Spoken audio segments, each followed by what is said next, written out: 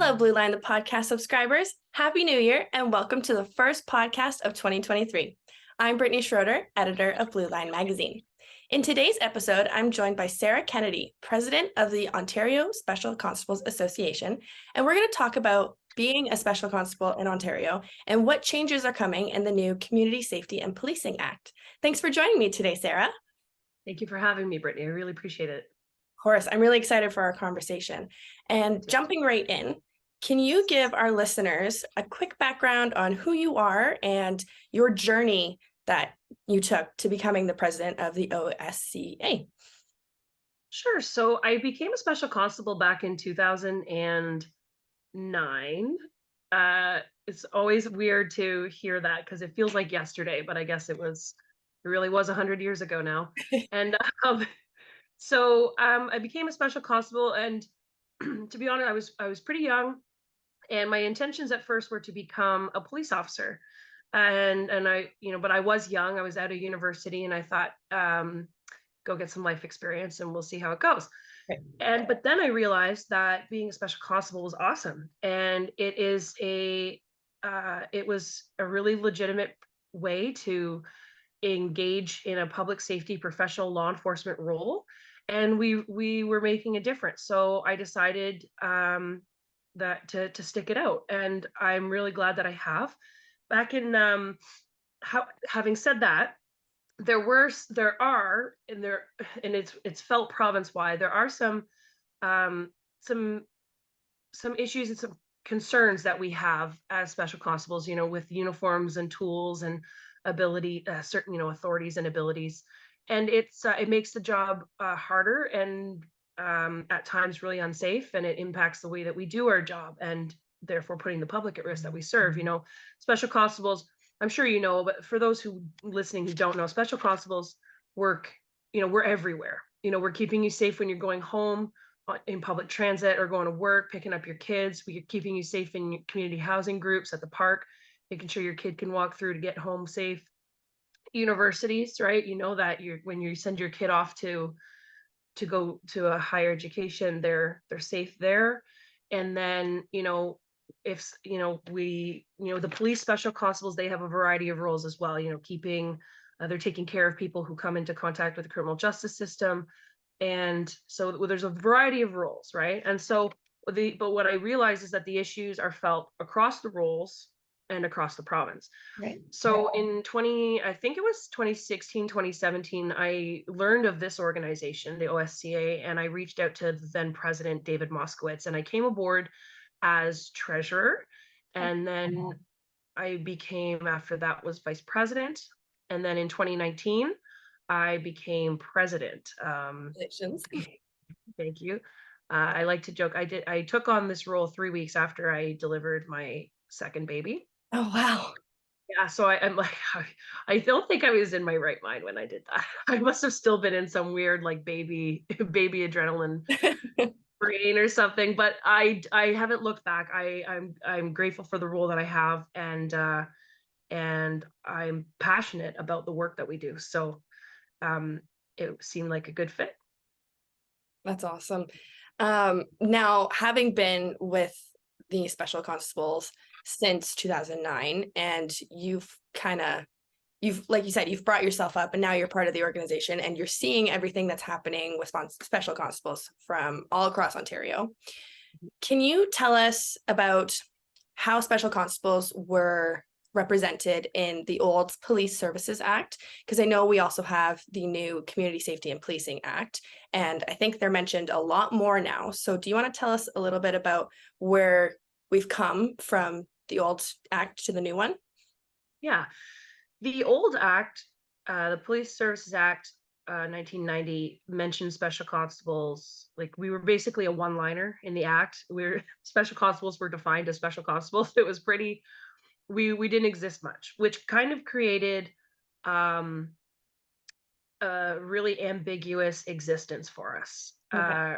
A really directionless existence. And so, which is troubling for peace officers who have, like, we're peace officers under the criminal code, right? With the same authorities as a police officer to carry out our duties, which sometimes means removing the rights and freedoms of citizens. So Good. It's, but I think the fact that these last 30 years, everything's gone smooth, speaks to the professionalism of special constables. Right.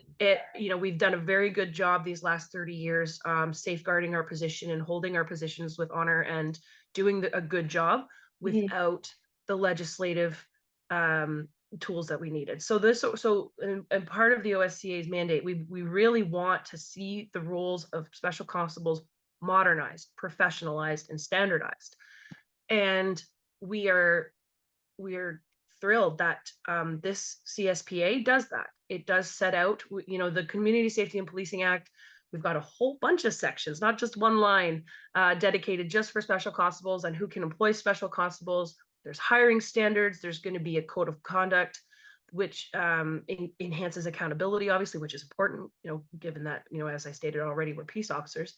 There's going to be training regs. There's going to be regulations that outline what we can do with what tools and with what authorities. And we've advocated for this. We've advocated for years on this model, this approach to standardizing, regulating special constables.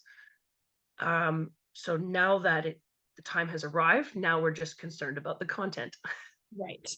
Now, speaking to some of those regulations that you'd like to see get in place and like the content of what's in the Community Safety and Policing Act, do you want to tell us about what you're really hoping for, and also tacking on to that, like some of the challenges that special constables face regularly, because I feel like they might go hand in hand. Yeah, I think maybe it'll be helpful just to kind of talk about like what it is we're after, and then I can give you examples maybe on how it plays out, Definitely. when our boots are on the ground. Yeah. So all of our requests of the Ministry of the Solicitor General for these regulations, they're all rooted in the same principles, which is enhanced accountability, enhanced public safety, Mhm. enhanced officer safety, and it's we're seeking these changes now so that we can effectively do our jobs safely and deliver that public safety. Right. And so it's public safety, it's officer safety, it's accountability. That is the root of every single one of our positions. And so what we're looking for is to have standard uniforms across Ontario. A uniform is an important job, or it's an important piece rather to our jobs. And you'll see there's a worldwide trend of law enforcement moving to a darker appearance in uniform. There's been studies done by the RCMP in conjunction with Carleton University, the forensic psychology department there, where they found that a dark uniform colored shirt projected or was perceived by the public that officer was more professional, that officer was approachable, trustworthy, competent. And the same was said for an officer wearing a uniform pant stripe. So, and while it seems kind of, a little bit trivial to be talking about the color of our clothes, it's really not. Officer presence is the first piece on our use of force continuum, on our model that all peace officers are trained on and must comply with in Ontario and across Canada. And officer presence is the first one. I have worn in my career both a light blue shirt and then we transitioned to the dark blue shirt. And my experience was there was a significant change in the way that the public perceived us at the outset of every interaction. And that was really important. And they never ever confused us for our local police service, even though we look identical to them, except that we're marked clearly across our bodies as special constables all over the place, front, back, shoulder flashes. And then our pant stripe is royal blue. It's a royal blue color, and the police locally wear red and as a pant stripe. Visually, there's a distinction. Also, it doesn't say police, therefore it's clear that I am not. So the interactions changed because people were more, they understood the relationship more immediately. So there was less negotiation of our authority, which is important because that means less conflict overall. And that's what we're after. We're not out, we don't want to go roadside and argue with everybody about what we can and cannot do. What we want to do is our jobs. And we don't want to be nickel and diming to get cooperation. So the uniform is important. Right across Ontario right now, there is no standard. And our concern with the regulations bringing it back is that they're currently being pretty prohibitive on what a special constable uniform may be. They're Okay. very focused on keeping it distinctive from the police uniform, but they haven't defined that. Right. We know that throughout Ontario, firefighters, paramedics, the animal welfare officers, what are they called? PAWs now. CBSA, corrections, bylaw, everybody, like lots of them are wearing a dark blue uniform color. Mhm. And everything is fine. Nothing's wrong with that. No one's confused. So I think that the regs also do go on to require that we are properly identified as special constable or constable spécial on a 360-degree view. Fully support that. That's absolutely the right move. And with that visual distinction and the word special constable, spécial, constable all over, and with a royal blue pant stripe, that is very distinct. We live that experience presently, and we're telling these policymakers, this is what works. Please just do it. This is what we're telling you. This is the experience we have. Right. And again, it serves for officer safety because we don't have to argue and nickel and dime about what we can and cannot do. Right off the bat, we're mitigating and removing unnecessary conflict. Yeah. And it serves the public. The public has a right to know, in a free and democratic society, the authorities of officers as they're coming to be, as I'm approaching someone, they have a right to know what I can and cannot do. And a proper and professional uniform conveys that message appropriately. So the uniforms are a big one. The other one is equipment. So currently, special constables throughout Ontario carry some version of pepper spray. It can be a foam or a gel or the spray, usually an asp baton, as well as handcuffs if required. And these tools are standard. Like these are not, it's not new. It's not a surprise that we would carry these tools, although the pepper spray is a prohibited weapon. So we are authorized to carry that. As well, the baton itself falls as an intermediate tool on the use of force continuum. Okay. So we are not authorized to carry lethal force, which is fine, such as firearms. The Act prohibits us from carrying firearms. But what we are seeking is that some special constables in some roles be authorized to carry CEWs, which are tasers, conducted energy weapons. And at the discretion of the local police chief and police services board responsible for that group of special constables. We have thousands of examples why, and I'll give a few. In the community, when special constables are working in transit, for example, getting between properties across a community, across a city, it takes time, right? And we don't currently have the authorization under the Highway Traffic Act to use lights and sirens to get to those calls. So when an officer needs assistance, for example, they're waiting. They're waiting a long time for their backup or for the local police op to come. Because by the time you play telephone tag and let the local service know, oh my gosh, officer needs assistance, 1078, then it's still 10 minutes before somebody gets there. Yeah. And while the job we're doing is not policing, we're not taking we are public safety professionals, law enforcement professionals. But when we're staying in our lane as special constables, just doing the roles and functions that we're mandated to do, such as just patrolling a station. There was an officer patrolling a station underground, and the platform is narrow, and there was somebody skateboarding in and amongst the people, kind of knocking into them, which, again, narrow station. The last thing you want is to get knocked in front of the train. Dangerous, yeah. So the officer says, get off your skateboard. The person does get off their skateboard, but turns around and charges at the officer with the skateboard in his hand to try to wallop him across the head. So the officer engages with that person. The person obviously is resisting the arrest, not only, that's a given. Right. That struggle took more than 10 minutes. And at one point, that subject was trying to push the officer in front of an incoming train. Wow. So, and that's just a Tuesday morning, like Tuesday morning, no big deal. special constables are, that's the nature of human beings. That's the nature of law enforcement, is that people are unpredictable, situations are unpredictable and fluid. And the taser falls as an intermediate use of force tool on the use of force continuum, as well as these tools are so modernized now, they have accountability built right into it. You know, there's a time and geolocation stamp. As soon as that tool is taken out of its holster, it can be paired with a body camera, so that when the tool is removed from its holster, a live feed goes onto the boss's computer or something. But it's all recorded in the cloud. It's kept in the cloud. There's accountability built into the tool. As every single time that tool is deployed, there's a time and geolocation stamp. So if there's a discrepancy on how many times somebody was experienced a taser deployment,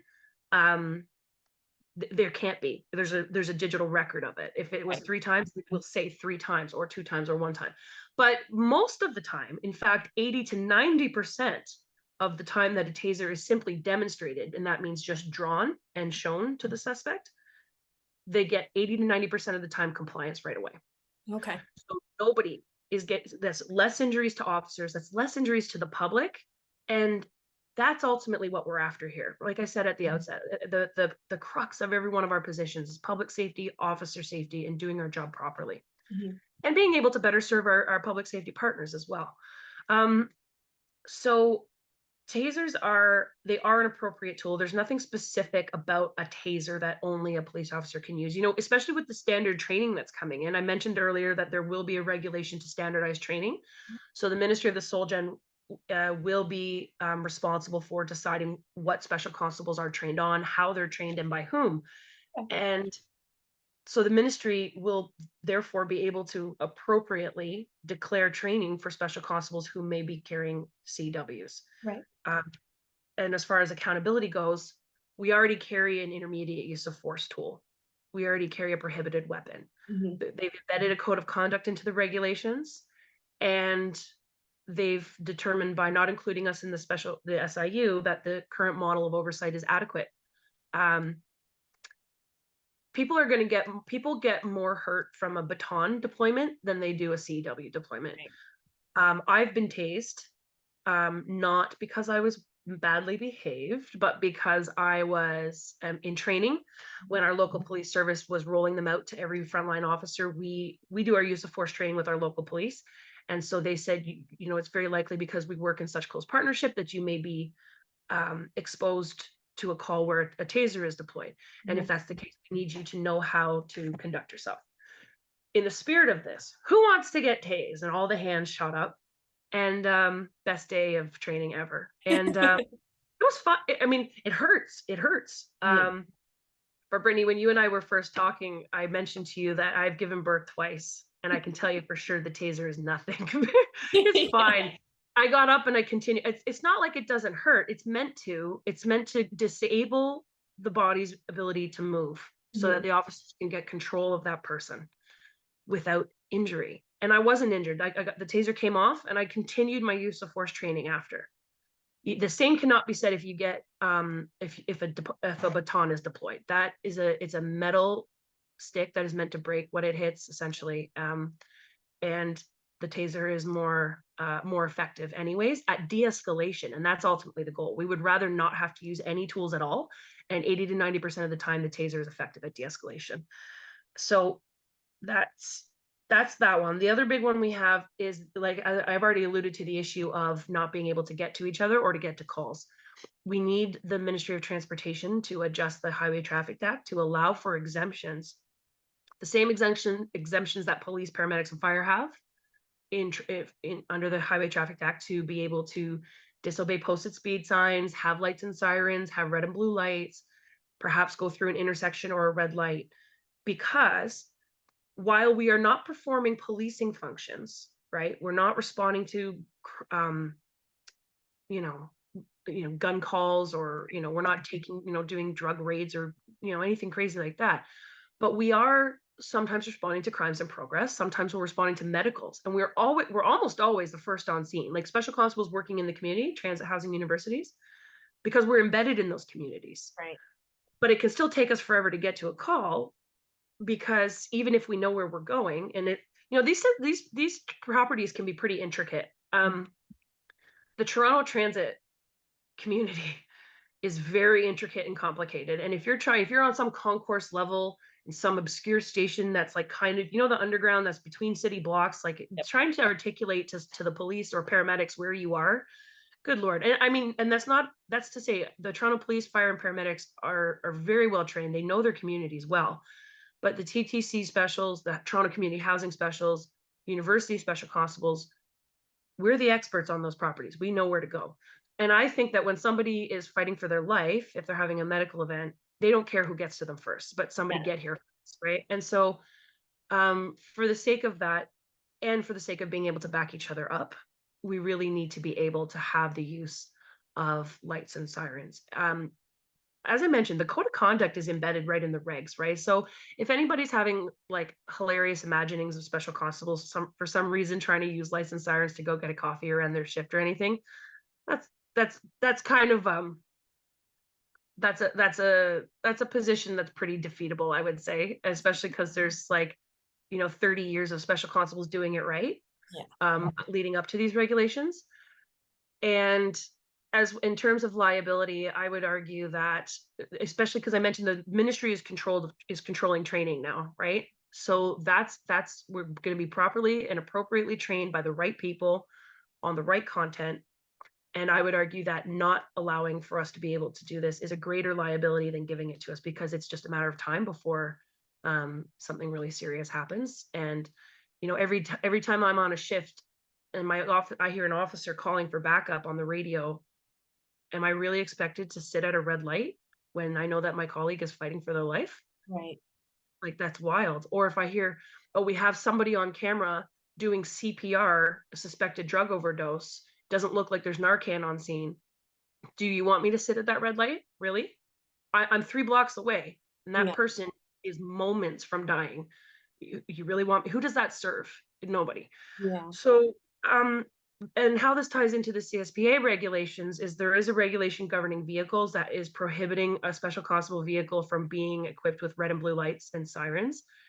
And that firstly seems a little bit out of the blue because it's kind of the Ministry of Transportation's job to manage that, but also, don't prohibit it. We're actively trying to advocate for it. Don't say anything, or just say, if the Ministry of Transportation says it's okay, then we're cool with it too. Something to that effect. But again, and as I've sort of demonstrated with some of these examples, is officer safety, public safety, enhanced community safety, and that of our public safety colleagues. And then this is a chance. This is 30 years in the making. These changes that we're asking for, they're necessary to help us effectively do our job. And they're not big asks. They seem, perhaps conceptually getting your mind wrapped around it sometimes can be, but if you actually really think boots on the ground, officer going to a disturbance call or a Trespass Property Act call, is it reasonable or to think that somebody could become very violent towards that officer? Of course. Yeah. Of course. Is it reasonable to think that we're going to be the first on scene for a lot of calls for service in our properties? Absolutely. Is it reasonable to think that a court special constable, somebody who's in charge of cell blocks or whatever, are going to be dealing with violent folks who maybe don't want to come out of their cells? And the only way to do that is to physically remove them, because the nearest police officer who may have a taser is across the building or not present at all. Or the other alternative, now some police services have policies that if a suspect doesn't want to come out of their cell, they bring in the TAC team. Oh. Yeah. But a special constable with a taser could just get him out, and carry on with the day without having to go hands-on, right? And that's ultimately the goal. We don't want to be going hands-on with people. We got into this line of work to help people. And if we can avoid, we are always trying to avoid conflict and having to use force of any kind. And the CEW, the taser, is a very effective tool at that. So this is an opportunity for the government to, while they're creating these policies from scratch, this is an opportunity to get it right, and get it right the first time before the worst happens. Of course. And while they're making this Community Safety and Policing Act, I know that there's something that people can do if they want to support and help the special constable. you. So do you want to quickly tell me about that? Appreciate that. Yes, thank you. So the ministry has posted these regulations for public consultation feedback on the Ontario Reg Registry until February the 4th. At that time, the consultation period will close and they will take the feedback for consideration. So we've got until February 4th. Anyone can comment, but we are asking people to head over to a website called supportontariospecials.ca. That's plural, supportontariospecials.ca. And there's a petition there. You just add your name to the petition, and at which point you'll receive a document that if you wanted to do one more thing. So signing the document takes, or signing the petition rather takes maybe 30 seconds. Less than that. I did it yesterday. It's like less than 20 seconds. Thank you. And then after that, you may have received a document. If you haven't yet, you will, about if you have 2 more minutes, you can send the feedback to the ministry. We've provided a document with a link, and then our suggested feedback, you can simply copy and paste. So we're saving you the time. And that is a way. And then share with everybody you know. Every police officer, every special constable, everybody who knows and likes you as a special constable. Please support your special constables. We're not asking to be more armed. We're asking to be appropriately equipped. These tools are safer and result in less injuries. We're asking to be able to just get to our calls safely, back each other up, deliver, like public safety effectively. We're asking to be uniformed in a way that is professional and understandable. And again, these all serve officer safety and public safety. So that's awesome. And is there anything else that you want to quickly share that we didn't already touch on? I don't think so. Other than maybe I'll just say, so my goal as president of the OSCA is to advocate for these changes now, while these policies and regulations are still being formed. I'm advocating for these changes to get it done right the first time before one of us is badly injured or worse happens. And it's inevitable. It's inevitable. And so do it now before the inevitable. Yeah. I completely agree. And that's a perfect way, I think, to wrap this up. Sarah, I just want to say thank you so much for joining me on today's episode and for sharing not only with me, but with our listeners, what it's like for special constables right now and how maybe it'll be able to change in the future and how people can support you guys as well. So I just want to say thank you. Thank you, Brittany. Thank you for the opportunity to discuss these issues. And thank you for having me. Of course. For everyone who tuned in, we hope you enjoyed this episode of Blue Line, the podcast. You can check us out on SoundCloud, Spotify, iTunes, or wherever you get your podcasts. You can also stay up to date on all of your Canadian policing news at blueline.ca. Until next time, stay safe and be well.